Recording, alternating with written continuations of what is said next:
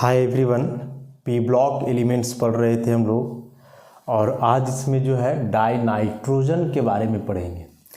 इसके पहले जो बेसिक से केमिकल कैरेक्टरिस्टिक्स थे ग्रुप 15 एलिमेंट्स को, उसमें reactivity towards hydrogen, oxygen, halogen और मेटल्स, ये चार फैक्ट को हम लोग देख चुके हैं।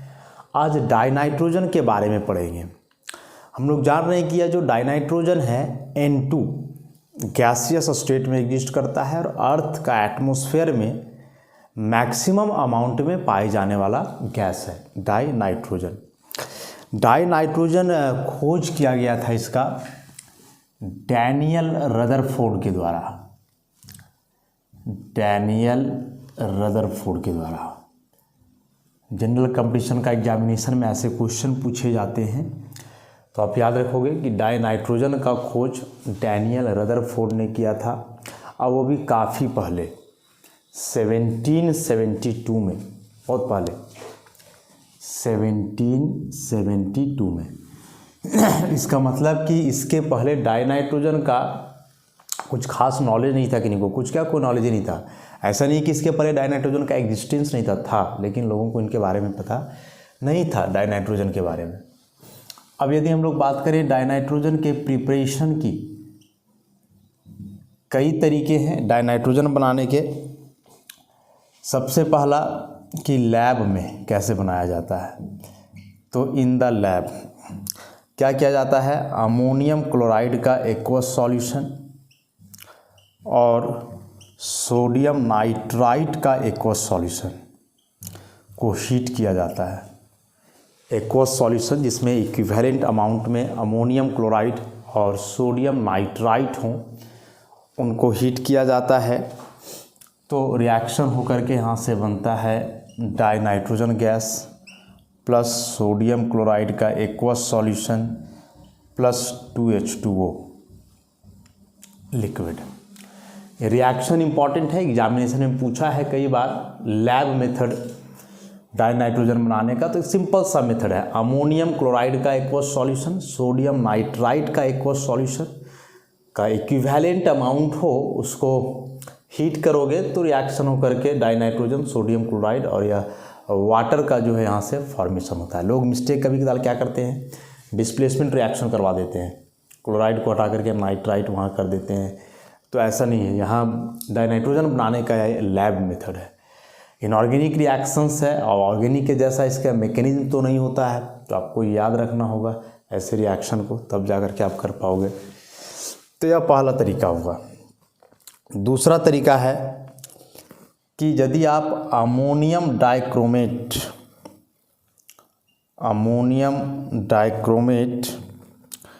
को हीट करोगे, थर्मल डिकम्पोजिशन, क्या है ये, अमोनियम डाइक्रोमेट। तो अमोनियम डाइक्रोमेट का यदि थर्मल डिकम्पोजिशन करते हो, स्ट्रॉन्ग हीट करते हो इसको, तो यहाँ से भी डाइनाइट्रोजन, क्रोमियम ट्राइऑक्साइड और वाटर का फॉर्मेशन होता है ऐसे। तो अमोनियम डाइक्रोमेट का थर्मल डिकम्पोजिशन करने का मतलब हुआ कि स्ट्रांगली हीट करना है, तो डाइनाइट्रोजन का फॉर्मेशन यहाँ से भी हो जाएगा। ऐसे रिएक्शंस बहुत ज़्यादा सक्सेसफुल नहीं हो पाते हैं। रीजन के जो साइड प्रोडक्ट्स बनते हैं, इनको वहाँ से अलग करना बड़ा मुश्किल होता है। देख रहे हो दोनों में भी जो है वैसे ही साइड प्रोडक्ट्स बने हैं। अगला मेथड है इसमें अमोनिया और ब्लीचिंग पाउडर का रिएक्शन से भी आप बना सकते हो। अमोनिया हुआ, CaCl2 ब्लीचिंग पाउडर। तो जब अमोनिया को ब्लीचिंग पाउडर से ट्रीट करवाओगे, अगेन हीट तो यहाँ भी करना पड़ेगा, तो dinitrogen plus calcium chloride plus water, यहाँ 4 मोल वाटर बनता है ऐसा। तो सब में डाइनाइट्रोजन ही बन रहा है, लेकिन एक बात और है कि साइड प्रोडक्ट्स जो आ रहे हैं वो प्रॉब्लम क्रिएट करते हैं डाइनाइट्रोजन को वहाँ से अलग करने में। हालांकि डाइनाइट्रोजन एक गैसियस प्रोडक्ट है, तो उतना परेशानी तो नहीं, लेकिन हाँ थोड़ा बहुत तो समस्या हो ही सकता है। तो ये 3 methods, ammonium chloride, sodium nitrite के एक्वस सॉल्यूशन को हीट किया आपने, अमोनियम डाइक्रोमेट को हीट किया, अमोनिया और ब्लीचिंग पाउडर का रिएक्शन करवाया, फिर भी बन गया। वैसे ही कुछ मेथड्स और हैं जो बहुत प्योर डाई नाइट्रोजन है, वेरी प्योर डाई नाइट्रोजन, वह बनाया जाता है सोडियम या बेरियम एजाइड को हीट करके। बताया कि इस सब में प्योर नाइट्रोजन नहीं मिलने के पीछे कारण है कि साइड प्रोडक्ट्स बन जा रहे हैं, और वे साइड प्रोडक्ट्स डाई नाइट्रोजन के कंपोजिशन को कम करेंगे, सेपरेशन को मुश्किल करेंगे। तो very pure nitrogen, very pure nitrogen कैसे बनता है? तो barium azide, this is barium azide, N3- को हम लोग एजाइड आयन बोलते हैं, देख चुके हैं पहले इसको। तो बेरियम एजाइड को जब आप हीट करोगे तो यहाँ से डाई नाइट्रोजन बनता है और बेरियम बाहर हो जाएगा। तो यहाँ वैसा कोई साइड प्रोडक्ट नहीं है, एक बेरियम साइड प्रोडक्ट के रूप में निकल रहा है, जिसको आइसोलेट करना वहाँ की तुलना में तो आसानी होगा। वैसे ही आप सोडियम एजाइड के साथ कर सकते हो, 2Na N3, यहाँ भी हीट करोगे तो डाई नाइट्रोजन और 3 मोल सोडियम बाहर हो जाएगा, ऐसा। तो ये जो है कुछ कॉमन मेथड्स थे डाई नाइट्रोजन बनाने का।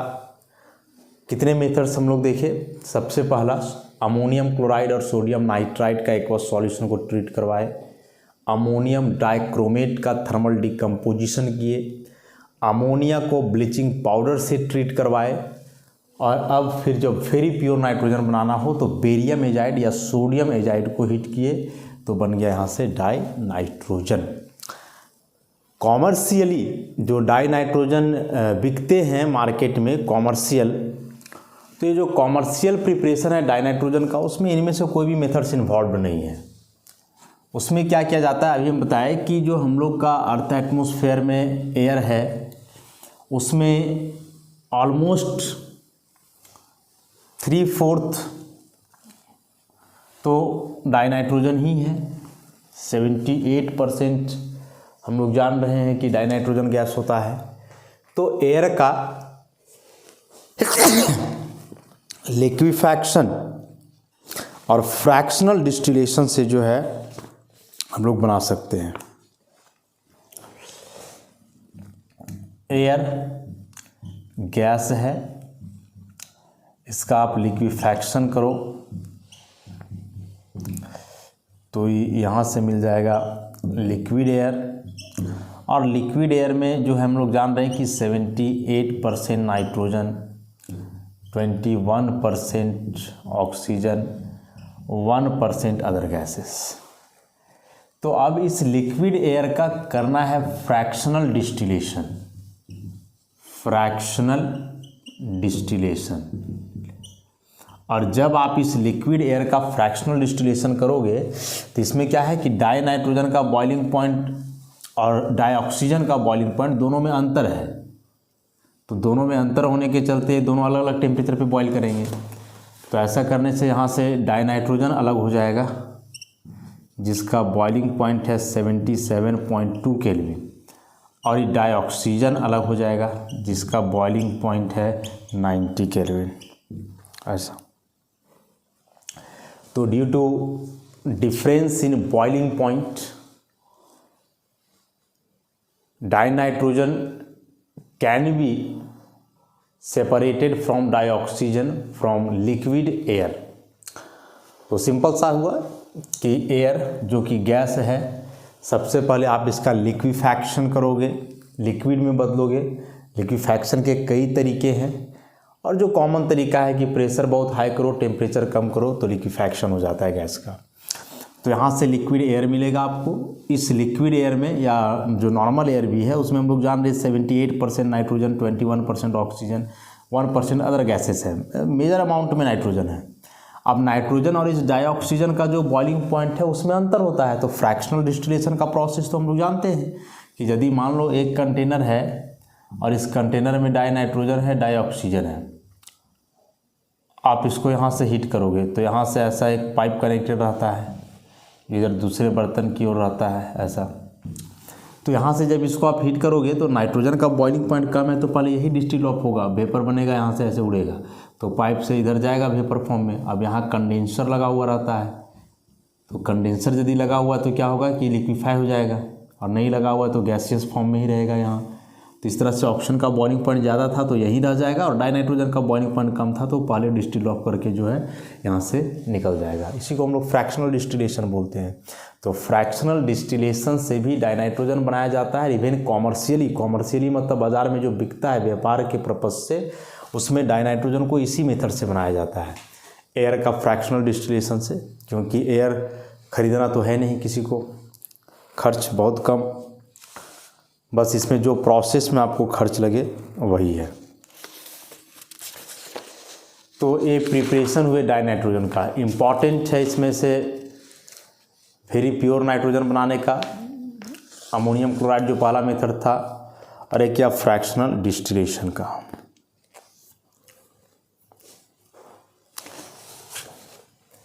अब बात करें डाइनाइट्रोजन के प्रॉपर्टीज की। सबको ही जानता है कि डाइनाइट्रोजन जो है एक कलरलेस, टेस्टलेस, ऑर्डरलेस गैस है। ना तो इसका कोई कलर है, ना तो कोई स्मेल है, और ना ही कोई स्वाद है। तो dinitrogen is a colourless, odourless and tasteless gas. Dinitrogen के बारे में और जो हम लोग जानते हैं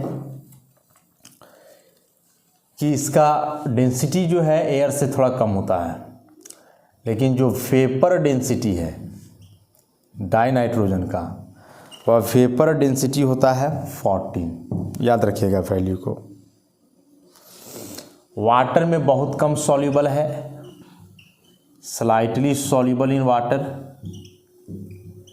स्लाइटली सॉल्युबल इन वाटर, जो इसका सॉल्युबिलिटी है 23.2 ml पर litre at 1 atm and 273 kelvin. Normal temperature और प्रेशर पे, मतलब 273 केल्विन टेम्परेचर 1 atm प्रेशर पे 1 लीटर पानी में मात्र 23.2 ml डाइनाइट्रोजन डिजॉल्व हो पाता है। 1 लीटर को आप इसको ऐसे समझो ना, 23.2 लीटर है, और 1 लीटर मतलब आप 1000 ml बोल रहे हो। तो वाटर 1000 ml है और उसमें कहाँ 23.2 ml जो है डाइनाइट्रोजन डिजॉल्व करता है, तो सॉल्युबिलिटी बहुत कम है। रीजन हम लोग दे सकते हैं कि N2 एक प्योरली नॉन पोलर मॉलिक्यूल है, नॉन पोलर मॉलिक्यूल है, साथ ही साथ इसका पोलराइजेशन बहुत मुश्किल है, वेरी डिफ़िकल्ट टू पोलराइज। और डिफ़िकल्ट क्यों है पोलराइज करना? क्योंकि नाइट्रोजन के बीच ट्रिपल बॉन्ड होता है। तो due to triple bond between 2 nitrogen atoms in N2 molecule, it is very difficult to polarize it, and hence it is purely non-polar molecule and slightly soluble in water at normal temperature and pressure. Only 23.2 ml of dinitrogen is soluble in 1000 milliliter of water. Melting point की बात करें dinitrogen का, जब solidify करोगे तब की बात कर रहे हैं, बहुत कम है, 63.2 केल्विन, और बॉइलिंग पॉइंट तो अभी लिखा ही हमने 77.2 केल्विन ऐसा। तो ये कुछ कॉमन प्रॉपर्टीज़ थे फिजिकल प्रॉपर्टीज़ में कि डाइनाइट्रोजन एक कलरलेस, ऑर्डरलेस, टेस्टलेस गैस है, एयर से हल्का है, डेंसिटी कम है, वेपर डेंसिटी 14, वाटर में स्लाइटली सॉल्युबल है, मात्र 23.2 ml 1000 ml वाटर में डिजॉल्व करता है। और स्लाइटली सॉल्युबल होने का कारण कि N2 नॉन पोलर है, और पोलराइजेशन भी काफ़ी डिफिकल्ट होता है क्योंकि नाइट्रोजन के बीच ट्रिपल बॉन्ड है। मेल्टिंग पॉइंट इतना, बॉइलिंग पॉइंट इतना, उसको याद रखेंगे हम लोग। अब हम लोग बात करते हैं केमिकल रिएक्शन का। तो देखो, डाइनाइट्रोजन बहुत रिएक्टिव मॉलिक्यूल नहीं है। रीजन कि इसमें नाइट्रोजन के बीच ट्रिपल बॉन्ड है, ट्रिपल बॉन्ड के चलते या एक स्टेबल मॉलिक्यूल हो जाता है, बॉन्ड डिसोसिएशन एनर्जी इसका काफ़ी हाई हो जाता है। तो dinitrogen is not very reactive, but under certain conditions it may react to form या वेराइटी ऑफ कंपाउंड्स। तो डाई नाइट्रोजन में हम लोग जानते हैं कि इस बॉन्ड का जो डिसोसिएशन एनर्जी है 946 किलो जूल पर मोल, और यह एक लार्ज अमाउंट ऑफ एनर्जी है। डाई नाइट्रोजन में इस ट्रिपल बॉन्ड को यदि आप ब्रेक करना चाहते हो एक मोल को, तो इतना एनर्जी सप्लाई करना पड़ रहा है, और ये एक बड़ा अमाउंट ऑफ एनर्जी है। और इतना ज़्यादा एनर्जी वाला जो है प्रोसेस थर्मोडायनेमिकली जनरली फेवरेबल नहीं होता है। बॉन्ड लेंथ भी कम होगा, जाहिर सी बात है, ट्रिपल बॉन्ड है तो। मात्र इस बॉन्ड का लंबाई 109.8 पिकोमीटर, बहुत बड़ा बॉन्ड लेंथ भी नहीं है। तो due to a small bond length and very high bond dissociation energy, dinitrogen is very less reactive, बहुत कम रिएक्टिव होता है। लेकिन फिर भी कुछ रिएक्शंस हैं, या रिएक्शन यदि कुछ हैं तो वे नॉर्मल कंडीशन में तो नहीं है। नॉर्मल टेम्परेचर और प्रेशर पे डाइनाइट्रोजन तो रिएक्शन करने से रहा, तो उसके लिए आपको हाई टेम्परेचर लेना होगा, थोड़ा ड्रास्टिक कंडीशन टाइप का लेना होगा, तब जा कर के रिएक्शन होगा और प्रोडक्ट बनेगा। तो कुछ रिएक्शन है जिसको हम लोग जल्दी से लिखते हैं। एग्जाम में डाइनाइट्रोजन से जनरली प्रिपरेशन का ही रिएक्शन पूछता है। तो सबसे पहला मेटल के साथ कॉम्बिनेशन विथ मेटल्स। इसमें जो एक्टिव मेटल्स हैं उसके साथ कंबाइन करके डाइनाइट्रोजन नाइट्राइड बनाता है। जैसे लिथियम हम लोग जानते हैं मोस्ट इलेक्ट्रोपॉजिटिव एलिमेंट है on the basis of electrode potential value. इसके साथ यदि डाइनाइट्रोजन रिएक्शन करता है तो लिथियम नाइट्राइड बनाएगा। जानते हैं हम लोग लिथियम पे एक पॉजिटिव चार्ज, नाइट्रोजन पे 3 नेगेटिव, तो बैलेंस करने के लिए यहाँ 3 मोल। उसी प्रकार से मैग्नीशियम है तो मैग्नीशियम नाइट्राइड। एल्यूमिनियम लेते हो तो एल्यूमिनियम नाइट्राइड। बैलेंसिंग के आधार पे इसका +2 और इसका +3।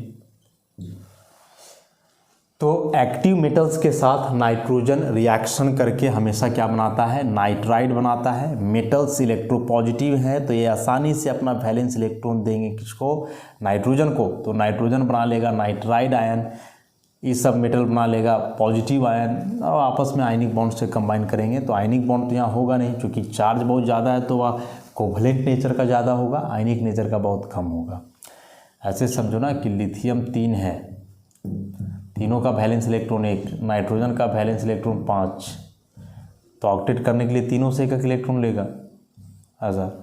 तो अभी तीनों लिथियम पे आ जाना है प्लस, और नाइट्रोजन का यहाँ 8 इलेक्ट्रॉन हुआ, 3 एक्स्ट्रा, तो इस पर आ जाएगा 3 माइनस। अब ये सब आपस में कंबाइन कर जाएंगे यहाँ पे ऐसा।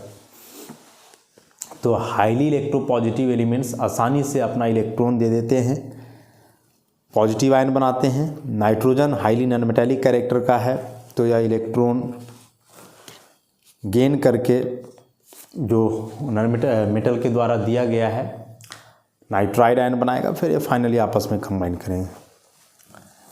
नाइट्रोजन एक नॉन मेटल है तो यह खुद एक दूसरे नॉन मेटल से कंबाइन कर सकता है, लेकिन उसमें से भी सारे नॉन मेटल से इसका कॉम्बिनेशन नहीं होता है। कुछ स्पेसिफिक नॉन मेटल्स हैं, जैसे हाइड्रोजन की बात करें तो नाइट्रोजन को जब आप हाइड्रोजन गैस से ट्रीट करवाओगे under specific condition in the presence of iron molybdenum about 700 kelvin temperature and 200 ATM pressure, तो आपको मिलेगा यहाँ से अमोनिया गैस। हैबर प्रोसेस का रिएक्शन है, आगे देखेंगे हम लोग। उसी प्रकार से डाई नाइट्रोजन को यदि डाई ऑक्सीजन के साथ आप ट्रीट करवाते हो ग्रेटर देन 2000 केल्विन, बहुत हाई टेम्परेचर है, और उसका रीज़न है कि नाइट्रोजन में भी यहाँ ट्रिपल बॉन्ड, ऑक्सीजन में डबल बॉन्ड, तो दोनों का बॉन्ड डिसोसिएशन एनर्जी काफ़ी ज़्यादा होगा, तो उतना टेम्परेचर आपको देना होगा ताकि ये बॉन्ड डिसोसिएट करे और आपस में कंबाइन करके नाइट्रिक ऑक्साइड बना ले NO। ऐसा तो नॉन मेटल्स में हाइड्रोजन के साथ नाइट्रोजन कंबाइन करके अमोनिया बनाया, और ऑक्सीजन के साथ यदि हाई टेम्परेचर पे हीट किए तो फॉर्मेशन हुआ किसका, नाइट्रिक ऑक्साइड का। कुछ कंपाउंड्स हैं जिसके साथ भी नाइट्रोजन कंबाइन करता है, रिएक्शन करता है, बहुत ही स्पेसिफिक कंपाउंड्स, जैसे कैल्शियम कार्बाइड, कैल्शियम कार्बाइड को यदि नाइट्रोजन से आप ट्रीट करवाओगे वेरी हाई टेम्परेचर 1300 केल्विन तो बनता है calcium cyanamide. This is calcium cyanamide. यह जो कैल्शियम साइनामाइड है इसका इस्तेमाल फर्टिलाइजर, उर्वरक के रूप में करते हैं और वहाँ इसका नाम होता है नाइट्रोलिन। वेरी वेरी इंपॉर्टेंट, एकदम याद रखिएगा कि डाई नाइट्रोजन कैल्शियम कार्बाइड से जब रिएक्ट करता है तो कैल्शियम साइनामाइड बनता है, और यह जो कैल्शियम साइनामाइड है फर्टिलाइजर के रूप में इस्तेमाल होता है और नाइट्रोलिन के नाम से जाना जाता है। तो ऐसे आता है कि नाइट्रोलिन क्या है या डाई नाइट्रोजन का कौन सा कंपाउंड जो है फर्टिलाइजर के रूप में इस्तेमाल होता है। एक्चुअली होता क्या है कि यह डायरेक्ट फर्टिलाइजर नहीं है, बल्कि इस कैल्शियम साइनामाइड को जब आप उर्वरक के रूप में छिड़कोगे पेड़ पौधा के पास तो जो वाटर है इससे कंबाइन करेगा, हाइड्रोलाइज करता है, और हाइड्रोलाइज करने के बाद कैल्शियम कार्बोनेट बनाता है और ये अमोनिया बनाता है। ऐसा रिएक्शन हो जाता है। अमोनिया यहाँ समझिए कि एक प्रकार से जो है ना उर्वरक का काम किया। तो कैल्शियम साइनामाइड डायरेक्ट नहीं, बल्कि जब इसको हम लोग करते हैं तो यह वाटर के साथ हाइड्रोलाइज करता है और हाइड्रोलाइज करने के बाद ऐसा होता है। तो बहुत इंपॉर्टेंट हुआ, इसको एकदम याद रखना है। कॉम्पिटिटिव एग्जामिनेशन के लिए क्वेश्चन वेरी वेरी इंपॉर्टेंट है। नाइट्रोलिन क्या है? कैल्शियम साइनामाइड है। उसके बाद एल्यूमिनियम ऑक्साइड के साथ भी यदि स्ट्रांगली हीट किया जाए डाइनाइट्रोजन को, कार्बन के साथ भी मिक्सचर होता है एल्यूमिनियम ऑक्साइड, कार्बन और नाइट्रोजन 1273 केल्विन, तो यहाँ से एल्यूमिनियम नाइट्राइड का फॉर्मेशन होगा और कार्बन मोनोऑक्साइड बाहर होगा। ऐसा तो यही कुछ स्पेसिफिक रिएक्शन है। बहुत ज़्यादा शुरू में बताया गया कि डाइनाइट्रोजन बहुत रिएक्टिव स्पीसीज नहीं है, तो काफ़ी सिलेक्टिव रिएक्शंस हैं। कुछ कुछ नॉन मेटल्स के साथ हैं, कुछ कंपाउंड्स के साथ हैं, तो आप इसको याद रखोगे। अभी तक 3 रिएक्शंस देखे हम लोग। मेटल्स के साथ रिएक्शन करके जो है नाइट्राइड का फॉर्मेशन हो रहा था, और तीनों टाइप का मेटल का रिएक्शन करवाए हम लोग। मोनोवैलेंट मेटल लिथियम लिए थे, डाइवैलेंट मेटल मैग्नीशियम लिए थे, ट्राइवैलेंट मेटल एल्यूमिनियम, तो बना था सब में क्या? नाइट्राइड। उसके बाद फिर जो है हमने कुछ नॉन मेटल्स के साथ रिएक्शन देखा। हाइड्रोजन के साथ कंबाइन करके अमोनिया बना रहा था, ऑक्सीजन के साथ कंबाइन करके ऑक्साइड बना रहा था, और फिर कुछ सर्टेन कंपाउंड कि कैल्शियम कार्बाइड के साथ हीट किए तो कैल्शियम साइनामाइड फर्टिलाइजर है, नाइट्रोलिन के नाम से जाना जाता है, और यह वाटर से हाइड्रोलाइज करके क्या देता है? अमोनिया। तो अमोनिया बनाने का यह भी एक मेथड हो सकता है, लेकिन इसको हम लोग इसलिए नहीं लिखे क्योंकि यहाँ कैल्शियम साइनामाइड लगता है, और कैल्शियम साइनामाइड पहले से बना हुआ नहीं रहता है, खुद जो है किसी के रिएक्शन से बना है। अब इसमें आगे आओगे डाइनाइट्रोजन के बारे में।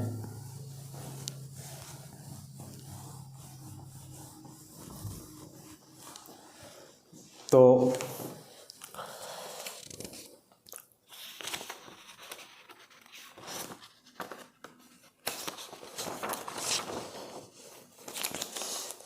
डाइनाइट्रोजन के यूजेज की यदि हम लोग बात करें तो इसमें से एक तो डाइनाइट्रोजन